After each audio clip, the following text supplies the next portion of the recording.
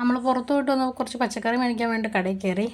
വീട്ടിൽ നിന്നാണെങ്കിൽ ആലോചിച്ചുകൊണ്ട് പോകും. അവിടെ ചെല്ലുമ്പോഴാണെങ്കിൽ പാതിമുക്കാൽ സാധനങ്ങളും മറന്നു. അതെൻ്റെ സ്ഥിരം പരിപാടിയാണ്. പിന്നെ അപ്പം എന്താണോ കാണുന്നത് അതൊക്കെ ഇങ്ങനെ പറക്കിയെടുത്ത് അങ്ങ് പോരും. എന്നിട്ട് വീട്ടിൽ വന്നപ്പോൾ എന്തെങ്കിലും പിന്നെയും മറന്നു. അതാണ് സ്ഥിരമായിട്ട് നടക്കാറുള്ള കാര്യം. പക്ഷെ ആദ്യമൊക്കെ ഈ കടയിൽ വരുമ്പോൾ സാധനങ്ങളൊക്കെ എടുത്ത് തരാനുണ്ടായിരുന്നു. ഇന്നിപ്പോൾ എന്തോ തിരക്കെന്തോ ആണെന്ന് തോന്നുന്നു. ആരും എടുത്ത് തരാനുണ്ടായില്ല. നമ്മൾ തന്നെ എല്ലാം പറക്കിയെടുക്കുകയൊക്കെ ചെയ്യണം. പക്ഷെ അതാണെങ്കിൽ എടുത്ത് തരാൻ ആളില്ല എങ്കിലും കാശ് മേടിക്കാനും കണക്ക് കൂട്ടാനും അവിടെ ആളുണ്ട് കേട്ടോ. അങ്ങനെ വേണ്ടതും വേണ്ടാത്തതുമായിട്ട് മറന്നതും മറക്കാത്തതുമായിട്ടുള്ള കുറേ സാധനങ്ങൾ എടുത്തു. വെണ്ടയ്ക്ക, പിന്നെ കുറച്ച് മാങ്ങ, വഴുതനങ്ങ, തക്കാളി, പിന്നെ രസക്കൂട്ട്, അങ്ങനെ കുറച്ചധികം സാധനങ്ങൾ വാങ്ങിയിട്ടാണ് നമ്മളവിടെ നിന്ന് തിരിച്ചു പോകുന്നത്. ഓരോന്നോരോന്ന് കണക്ക് കൂട്ടി തുടങ്ങിയപ്പോഴാണ് ഞാൻ പിന്നെയും ഓരോന്നോരോന്നായിട്ട് പിന്നെ എടുത്തു വെച്ചുകൊണ്ടിരിക്കുന്നത്. അവസാനമാണ് ഈ സവാള എടുക്കാനുള്ള ഒരു ഓർമ്മ വന്നത്. അങ്ങനെ ചേട്ടനാണെങ്കിൽ നല്ല സവാളയൊക്കെ നോക്കി പറക്കി എടുക്കണ്ടായി. അങ്ങനെ സവാള എടുത്തു. പിന്നെ കുറച്ച് മല്ലിയില തരാൻ പറഞ്ഞു മല്ലിയില എടുത്തു. ക്യാബേജ് മേടിച്ചില്ല. പിന്നെ വീട്ടിലെത്തി കുറച്ച് കഴിയുമ്പോഴത്തേക്കും നമുക്കിതെല്ലാം ഒന്ന് അരിഞ്ഞ് സെറ്റ് ചെയ്ത് വെക്കാമെന്ന് വിചാരിച്ചു. കാരണം ജോലിക്ക് പോകുമ്പോഴത്തേക്കും ഇനി നേരെ ഫ്രിഡ്ജിൽ നിന്ന് എടുക്കുക, തോരൻ വെക്കുക, പാത്രത്തിലൊക്കെ കൊണ്ടുപോവുക, കഴിക്കുക. അത്രയും എളുപ്പത്തിന് വേണ്ടിയിട്ടാണ് നമ്മളിപ്പോൾ ഇങ്ങനെ പണി ചെയ്തുകൊണ്ടിരിക്കുന്നത്. ഇതിങ്ങനെ അരിഞ്ഞ് സെറ്റ് ചെയ്ത് വെക്കുക അത്ര എളുപ്പമല്ലെങ്കിലും കാണാൻ നല്ല രസമായിരിക്കും. വെണ്ടയ്ക്കയുടെയും പയറിൻ്റെയും ഒക്കെ ഒരു ശാസ്ത്രം അനുസരിച്ച് ഒരു വെണ്ടയ്ക്കയിൽ എന്തായാലും പുഴു ഉണ്ടായിരിക്കും. അത് നിർബന്ധമാണ്. അതുപോലെ തന്നെയാണ് വഴുതനങ്ങയും. അതേപോലെ മൂത്ത 1-2 വെണ്ടയ്ക്കകളും കൂടി ഉണ്ടാവും. അതൊക്കെ നിർബന്ധമുള്ള കാര്യമാണ്. അങ്ങനെ ഇത് അരിഞ്ഞുകൊണ്ട് ഇത് വേണം. പണ്ടൊരു റീൽസ് കണ്ടിട്ടുണ്ടായിരുന്നു. ഇതിൻ്റെ ഈ ഒരു ഷേപ്പ് വെച്ചിട്ട് കളറിലൊക്കെ മുക്കിയിട്ട് എന്തുട്ടാണ് ഇങ്ങനെ ഒരു കുറച്ച് ഡിസൈനും പൂവൊക്കെ ഉണ്ടാക്കണം. അപ്പോൾ അതിന് വേണ്ടിയിട്ട് ഈ മൂത്ത വെണ്ടയ്ക്ക എടുത്ത് വെക്കാമെന്ന് വിചാരിച്ച് അതൊന്ന് ചെത്തിക്കളഞ്ഞിട്ട് അതിൻ്റെ ഉള്ളിലുള്ള കുരുവൊക്കെ ഉണ്ടല്ലോ, ആ കുരുവൊക്കെ അങ്ങോട്ട് കുത്തി പുറത്തെടുത്തു. ഇനി ഇത് എപ്പോഴാണ് വർക്ക് ചെയ്യുക, എപ്പോഴാണ് ഇങ്ങനെ ഡിസൈൻ ചെയ്യാമെന്നൊന്നും അറിയില്ല. എന്നാലും ചുമ്മാ എടുത്ത് വെച്ചു. മിക്കവാറും ഇത് ഉണങ്ങി പോവുള്ളൂ. അല്ല, എൻ്റെ കാര്യത്തിൽ കൂടുതലും സംഭവിക്കുന്നത് ഇങ്ങനെ തന്നെയാണ്. ഒന്നെങ്കിൽ വേസ്റ്റാണെന്ന് വിചാരിച്ച് അമ്മ എടുത്ത് കളഞ്ഞിട്ടുണ്ടാവും, അല്ലെങ്കിൽ എന്തെങ്കിലും ഇതുപോലെ ഇരുന്നങ്ങ് ഉണങ്ങിപ്പോവും. ഇതുപോലെ ഉണങ്ങിപ്പോയി വേറൊരു സാധനം ഞാൻ കുറച്ച് കഴിയുമ്പോൾ കാണിച്ചു തരാം. അങ്ങനെ വെണ്ടയ്ക്കൊക്കെ അരിഞ്ഞ് ഒതുക്കി വെക്കുന്ന അവസാന ഘട്ടത്തിലേക്കാണ് നമ്മളിപ്പോൾ കിടക്കുന്നത്. കുറച്ചധികം മൂത്ത വെണ്ടയ്ക്ക ഉണ്ടായിരുന്നു. അതുപോലെ തന്നെ കുറച്ച് പുഴുവുള്ള വെണ്ടയ്ക്ക ഉണ്ടായിരുന്നു. അതൊക്കെ നമ്മളെല്ലാം മാറ്റി വെച്ച് അതുപോലെ വേസ്റ്റൊക്കെ എടുത്ത് മാറ്റി വെച്ചിട്ടുണ്ട്. ഇനിയും കുറച്ചധികം സാധനങ്ങൾ നന്നാക്കാനുണ്ട്. അപ്പോൾ എല്ലാത്തിനെയും വേസ്റ്റ് കൂടി ഒരുമിച്ച് കളയാമല്ലോ. ഇതാണ് നമ്മൾ ആ മാറ്റി വെച്ച 2 കഷ്ണം വെണ്ടയ്ക്കകൾ. ഇതെൻ്റെ മടി കൊണ്ട് തന്നെ തീരുള്ളൂ. അല്ലാണ്ട് ഇതും കൊണ്ടൊന്നും ചെയ്യാൻ പറ്റുമെന്ന് എനിക്ക് തോന്നുന്നില്ല. എന്തെങ്കിലും ആവട്ടെ. അങ്ങനെ നമ്മുടെ വെണ്ടയ്ക്ക നല്ല സുന്ദര കുട്ടുപ്പന്മാരായിട്ട് അരിഞ്ഞു വെച്ചിട്ടുണ്ട്. കുറച്ച് മുളകും കൂടി അരിഞ്ഞിട്ടിട്ടുണ്ട്. ഇനിയാണ് നമ്മൾ അടുത്ത സംഭവം അരിയുന്നത്. അതായത് നമുക്ക് കുറച്ച് സവാളയും വെളുത്തുള്ളിയും കുഞ്ഞുള്ളി അങ്ങനെ 1-2 സാധനങ്ങൾ, ഇഞ്ചി, അതൊക്കെ നന്നാക്കി വെക്കാനുണ്ട്.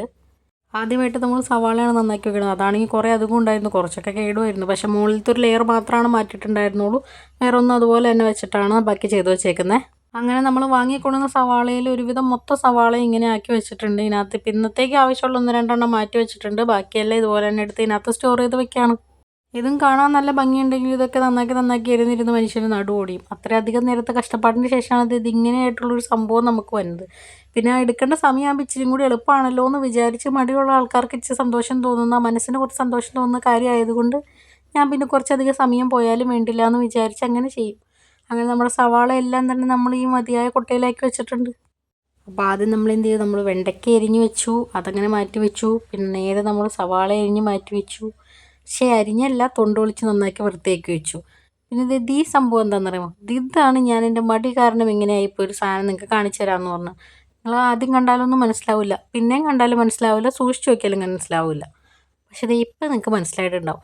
എനിക്ക് തോന്നുന്നു ഇതിനേക്കാളും കുറച്ചും കൂടി വലിയൊരു ബീട്രൂട്ടായിരുന്നു എന്ന് തോന്നുന്നു. ഇരുന്നിരുന്ന് ഇങ്ങനെയായിപ്പോയി. പാവം എത്ര മാസമായിരുന്നേന്നും കൂടി അറിയില്ല. അതൊക്കെ പോട്ടെ. ഇനി നമുക്ക് കുറച്ച് വെളുത്തുള്ളി തൊണ്ട് പൊളിച്ച് നന്നാക്കി വൃത്തിയാക്കി വെക്കാം. ഇതിൻ്റെ ഇടയിലാണെങ്കിൽ വേറൊരു സംഭവം ഉണ്ട്. ഒരു കിളിക്കുഞ്ഞൊക്കെ താഴെ വീണിട്ട് അത് വല്ലാത്തൊരു കാര്യമായിരുന്നു. ഇതാണിപ്പോൾ നമ്മുടെ ഈ തറ കിടക്കുന്ന ഒരു സെറ്റപ്പ്. പിന്നെ അതിൻ്റെ ഇടയ്ക്ക് സമയം പോകാൻ വേണ്ടി നമ്മൾ സിനിമയൊക്കെ കണ്ടു. എന്തുട്ടാണ് അരയണ്ണങ്ങളുടെ വീട്. അതങ്ങനെ കുറച്ച് നേരം കണ്ടിങ്ങനെ ഇരുന്നിട്ടാണ് ഇതൊക്കെ നന്നാക്കിക്കൊണ്ടിരിക്കുന്നത്. കുറച്ചധികം സമയം എടുക്കും, കുറച്ചധികം സ്ഥലമൊക്കെ വൃത്തികേടും. പിന്നെ നമ്മൾ തന്നെ ഇത് നന്നാക്കും. അതുകൊണ്ട് കുഴപ്പമൊന്നുമില്ല. അല്ലെങ്കിൽ അമ്മ ഒരു പാട്ടില്ലേ.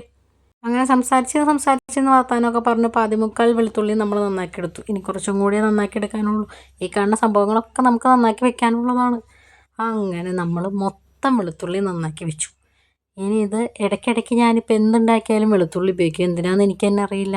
ഇനിയിപ്പോൾ എടുക്കാൻ എളുപ്പമായല്ലോ. അങ്ങനെ വെളുത്തുള്ളി സെറ്റ് ചെയ്ത് വെച്ചു. ഇനിയാണ് നമ്മുടെ കുഞ്ഞുള്ളി. സവാള നന്നാക്കുമ്പോൾ ഇച്ചിരി വലിയ ടാസ്ക്കാണ്. അല്ലെങ്കിൽ പിന്നെ കുഴപ്പമില്ല, ആ ഒരു ഈസി ആയിട്ടുള്ള സംഭവം മറന്നു പോകുമല്ലോ. അങ്ങനെ അതെന്തെങ്കിലും ആവട്ടെ. ഇതും ഒരുവിധം 3/4 ഭാഗത്തോളം നന്നാക്കി വെച്ച്. ഇനിയും കുറച്ചുണ്ട്, അതും കൂടി നന്നാക്കി വെച്ച് ഇതിപ്പോൾ ഇങ്ങനെ കെട്ടിയിട്ടുണ്ട്. ഇനിയെല്ലാം നമുക്ക് സ്റ്റോർ ചെയ്ത് വെക്കണം. അടുത്തതാണ് ഇഞ്ചി. പണ്ടൊക്കെ വീട്ടിൽ നിറച്ച് ഇഞ്ചി ഉണ്ടായിരുന്നു. അപ്പോൾ ഇഞ്ചി ഇങ്ങനെ ചിരണ്ടാൻ മടിയായതുകൊണ്ട് ചിരണ്ടെടുക്കണമെന്ന് പറയും. ചിരണ്ടാൻ മടിയായതുകൊണ്ടും സമയം തീരെ ഇല്ലാത്ത സമയമായതുകൊണ്ടും ഇപ്പോഴും ഞാൻ ഇടയ്ക്കിടയ്ക്ക് അങ്ങനെ ചെയ്യും. ഇതിൻ്റെ തോല് മൊത്തം ഞാൻ ചെത്തിക്കളയാറുണ്ട്. അവസാനം വലിയൊരു ഇഞ്ചി കുറച്ച് കഴിയുമ്പോഴത്തേക്കും കുഞ്ഞൊരു ഇഞ്ചിയായിട്ട് മാറും. അങ്ങനെ എന്തുമാത്രം എളുപ്പപ്പണികളാണോ എൻ്റെ കയ്യിലുള്ളതെന്ന് ചോദിച്ചാൽ പറയാനില്ല. പക്ഷേ ഇത് നല്ല ഇഞ്ചിയായിരുന്നു കേട്ടോ. ചില സമയത്തുള്ള ഇഞ്ചി വാങ്ങുമ്പോഴാണ് കുറച്ച് വെള്ളമില്ല ഒന്നും ഇല്ലാണ്ട് ഒരു സൈസ് മരക്കട്ട പോലെ ഇരിക്കും. ഇത് ഇഞ്ചിയാണോ ചുക്കാണോ എന്ന് പോലും തിരിച്ചറിയാൻ പാടില്ലാത്ത വിധത്തിലായിരിക്കും ചില കടയിൽ നിന്ന് ഇഞ്ചി മേടിക്കണത്. അങ്ങനെ നമ്മൾ ഇഞ്ചിയൊക്കെ നന്നായിട്ട് നന്നായിട്ട് ചിരണ്ടി റെഡിയാക്കി എടുത്തുകൊണ്ടിരിക്കുകയാണ്. ഇനി നമുക്കിതൊക്കെ നന്നായിട്ട് കഴുകി അരിയിട്ട് അരിഞ്ഞു വെക്കണം. അതാണ് നമുക്ക് അടുത്ത ടാസ്ക്. കണ്ടോ, നമ്മളെല്ലാം നന്നായിട്ട് അരിഞ്ഞ് വൃത്തിയാക്കി വെച്ചു. എല്ലാം നന്നായി കഴിഞ്ഞപ്പോൾ കൈയുടെ കോലം ഇങ്ങനെയാണ് ഇരിക്കുന്നത്. കുറേയും കറയും അതുപോലെ തന്നെ കുറേയും മുറിഞ്ഞതും ഒക്കെ ആയിട്ടാണ് ഇരിക്കുന്നത്. ഇനി ഇതൊക്കെ എല്ലാം ഒന്ന് വൃത്തിയാക്കി വാരി വെച്ച് കുളിച്ച് കഴിഞ്ഞിട്ടാണ് ഒരു സമാധാനം കിട്ടത്തുള്ളൂ. വീഡിയോ എടുത്തുകൊണ്ട് നോക്കിയത് നന്നായി, അല്ലെങ്കിൽ ആ കത്തി മിസ്സായി പോയതിന് അമ്മേനെ ആട്ടിയനെ. പിന്നെ അതേ നേരം നമ്മളെല്ലാം അടക്കി പറക്കി വെച്ചിട്ടും പറഞ്ഞില്ലായിരുന്നു. അതിനകത്തുനിന്ന് കുഞ്ഞ് മുളച്ച ഇഞ്ചിയും കിട്ടിയായിരുന്നു. പിന്നെ നമ്മുടെ മല്ലിയുടെ ഈ ഒരു തണ്ടും കിട്ടിയായിരുന്നു. പിന്നെ ഇതൊക്കെ ഒന്ന് നടണം. ഇതതുപോലെ എനിക്ക് ഏറ്റവും ഇഷ്ടപ്പെട്ട ഒരു സംഭവമാണ് നമ്മുടെ ബ്രിഞ്ചാൾ.